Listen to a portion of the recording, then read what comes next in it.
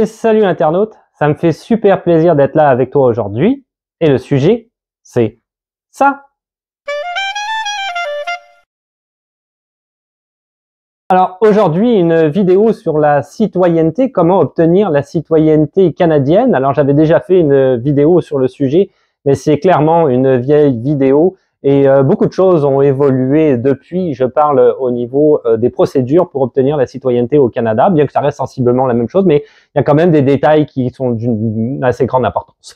Donc il est temps de réactualiser cette vidéo, de la remettre au goût du jour. On va aller voir ça ensemble tout de suite, mais avant, n'oublie pas de t'abonner et de laisser un petit pouce bleu, c'est très important pour la chaîne. On y va tout de suite. Alors, avant toute chose, évidemment, il existe un site internet du gouvernement du Canada sur la citoyenneté, ce sur quoi je m'appuie pour faire cette vidéo. Tu trouveras le lien du site en question dans la description et je t'invite à y aller pour pouvoir suivre les procédures, la démarche à suivre.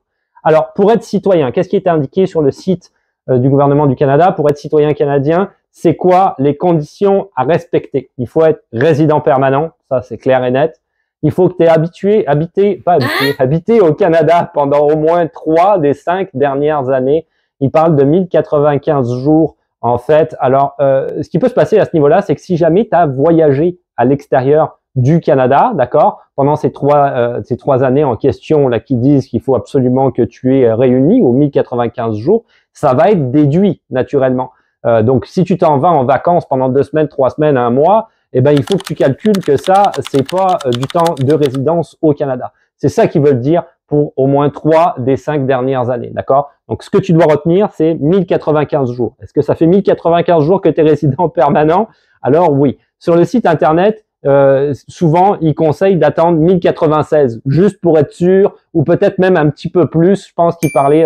je pense à un moment donné, j'ai vu quelques jours ou une semaine, quelque chose comme ça, au cas où dans ton décompte, si jamais tu avais été en vacances quelque part, ça tombe pas juste parce que tu vas avoir des petits soucis à ce niveau-là. Donc, ce que tu dois retenir, 1095 jours depuis que tu as ta résidence permanente, ok, et là, ça fonctionne. Il faut que tu aies déclaré déjà une déclaration de revenus au Canada. Il faut que tu aies réussi ton examen de citoyenneté. On va revenir là-dessus, effectivement. Tu as un lien directement sur le site Internet pour ce faire. Il faut que tu puisses prouver tes compétences linguistiques en français et en anglais. Alors, si jamais, ou en anglais, pour le Canada anglais plus particulièrement, mais si jamais, le français fonctionne d'ailleurs pour le Canada dans son ensemble également, hein, mais si jamais tu es venu par le Québec, la plupart des gens qui passent par les programmes d'immigration au Québec sont obligés de faire un test de français. La plupart, pas tous, hein, il y en a certains dont leur diplôme fonctionne très bien et le Québec te demande pas de faire de test. Donc, encore une fois, c'est du cas par cas, mais si tu as déjà fait le test, c'est bon, tu les as fait tes preuves. Ça va, ça fonctionne, ok? Et évidemment, prêter le serment de citoyenneté, dont on va parler aussi tout à l'heure, ça fait partie des démarches si t'es jamais été accepté. Comme moi, j'ai été accepté en 2010 et j'étais super fier. Alors, quand tu présentes ta demande, eh ben, malheureusement, ce n'est pas gratuit, il faut payer. Et oui, on paye tout le temps. Donc, tu vas avoir des frais que tu vas retrouver sur le site en question.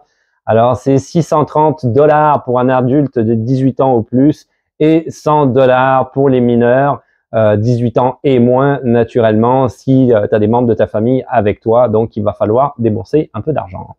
Ensuite, les délais de traitement, hein, ça on le sait aussi, on en parle régulièrement, j'en parle souvent sur mes réseaux sociaux, c'est toujours long et pénible l'administration ici au Québec et au Canada.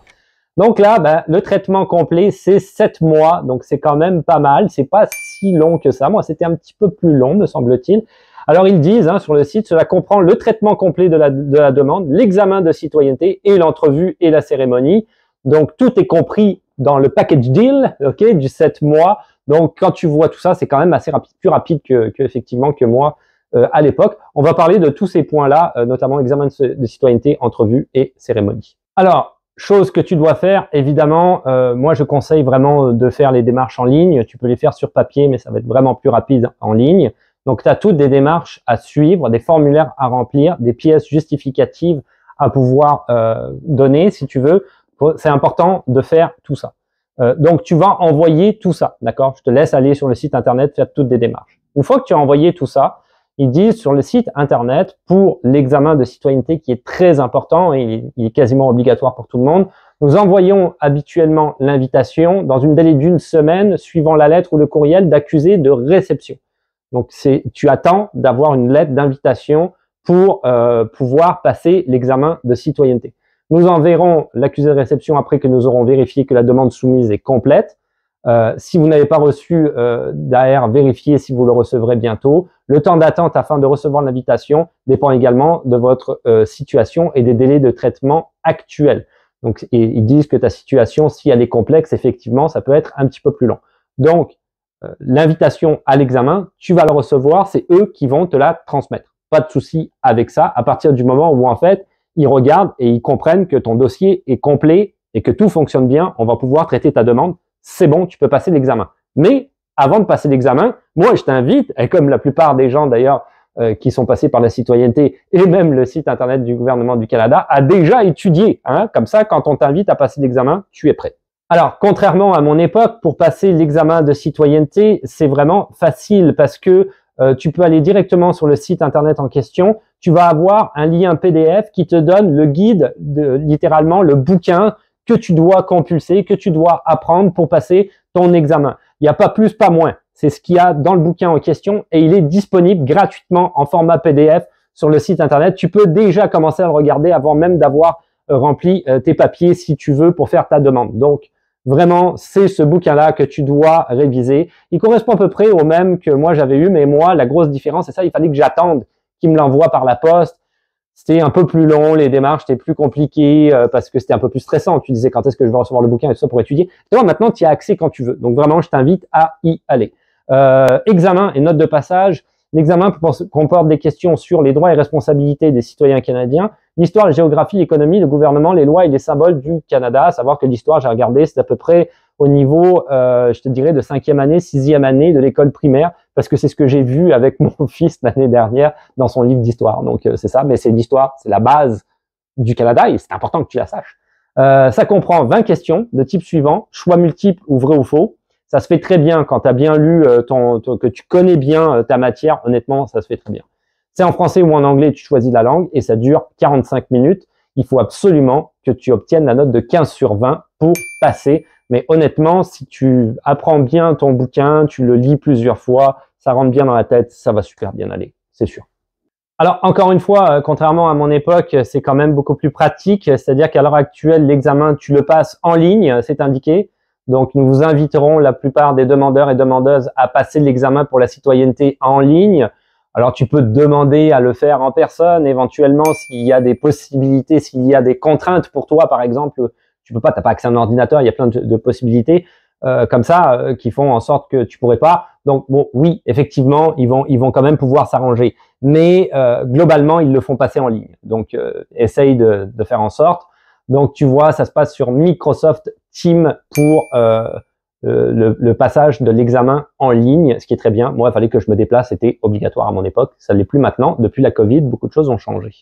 Alors, élément important pour l'examen en question, ok, c'est que une fois que tu as reçu ton invitation à passer l'examen, faut pas trop paniquer. Il dit sur le site, tu as 30 jours civils pour passer l'examen. Donc, pas demain, hein. Tu peux avoir un petit peu de temps si tu n'es pas prêt, pardon, tu peux continuer à travailler un petit peu là-dessus.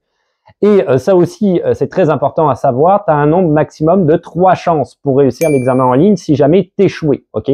Je sais qu'il y a des gens qui pourraient me poser la question. Bon, bah, c'est 3 fois. Et pour terminer encore avec l'examen de citoyenneté, si jamais vraiment t'es mauvais... Tu sais pas jouer, Jack. T'es mauvais. Que bon, bah ça va pas. Tu n'arrives pas à passer l'examen, tu as échoué les 3 reprises. Ils vont te convoquer pour une entrevue avec un agent de citoyenneté. Donc, je veux dire, c'est pas encore, t'as encore une autre chance, ok? Donc, cette chance-là, la brûle pas, par exemple. Essaye de réussir à ce niveau-là. Alors, qu'est-ce qui se passe une fois que tu as réussi ton examen? Alors, tu as 2 possibilités, en fait. Et ils disent très clairement sur le site que c'est au cas par cas.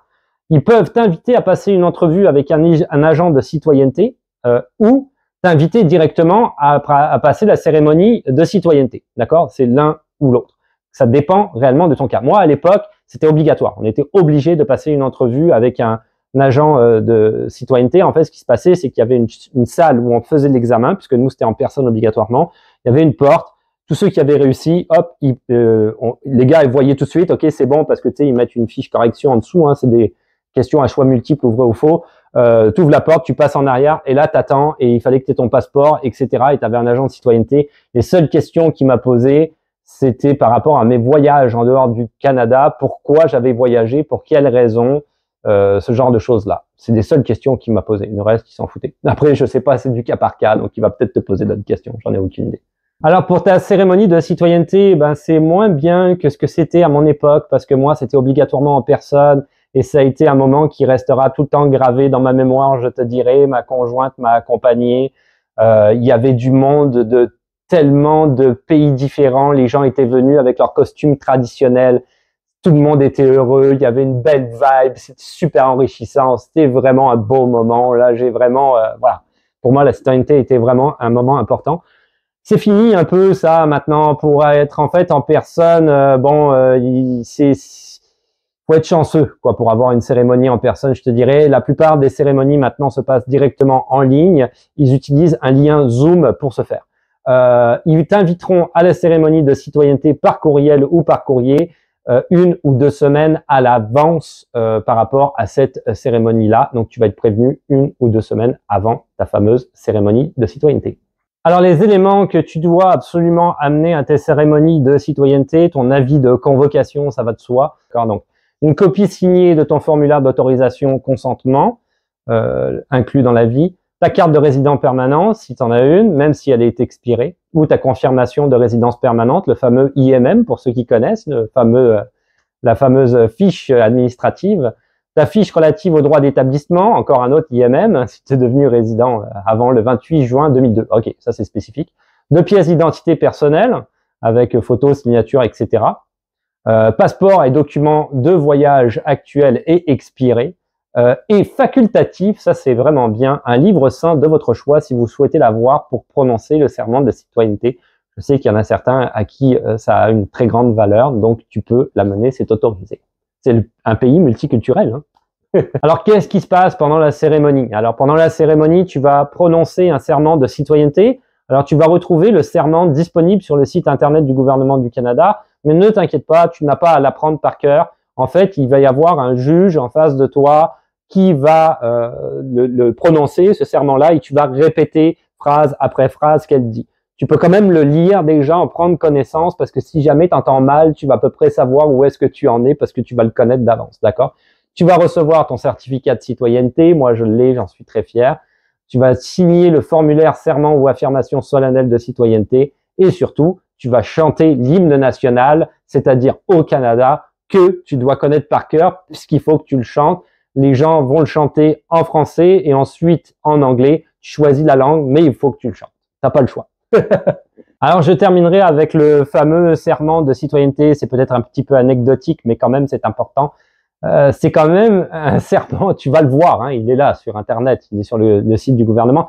C'est quand même un serment où tu dis que tu jures fidélité, que tu porterais sincère allégeance à Sa Majesté le roi Charles III, roi du Canada, parce que Charles III, qui est donc le roi d'Angleterre, hein, de Grande-Bretagne, effectivement, le Canada fait partie des pays du Commonwealth, donc même s'il a sa propre constitution depuis 1982, il reste quand même, d'une certaine manière, comme l'Australie ou d'autres pays, rattaché un peu à l'Angleterre. Donc, comme en Australie, on va avoir des billets avec le roi Charles III ou la reine Elisabeth II dessus, si c'est des vieux billets. Bon, c'est ça. Donc, t'es un peu, bon, moi, j'avais un peu marmonné à ce moment-là. Je te dirais. Mais tu le cites en même temps que tout le monde, hein. Donc, ça s'entend pas trop, mais je voulais pas prêter. C'est personnel, ça m'embêtait un peu. La France et l'Angleterre ont été en guerre pendant des nombreuses années. Ouais, je sais pas. Ça me mettait, j'avais pas envie. Pour terminer, une fois que tu as obtenu ta citoyenneté, 2 éléments hyper importants. Premier élément, obtenir un passeport canadien. Ça paraît con comme ça, mais si tu as la double nationalité comme moi j'ai la nationalité française, la nationalité canadienne, il y a une certaine époque où je pouvais voyager avec mon passeport français, même en étant citoyen canadien.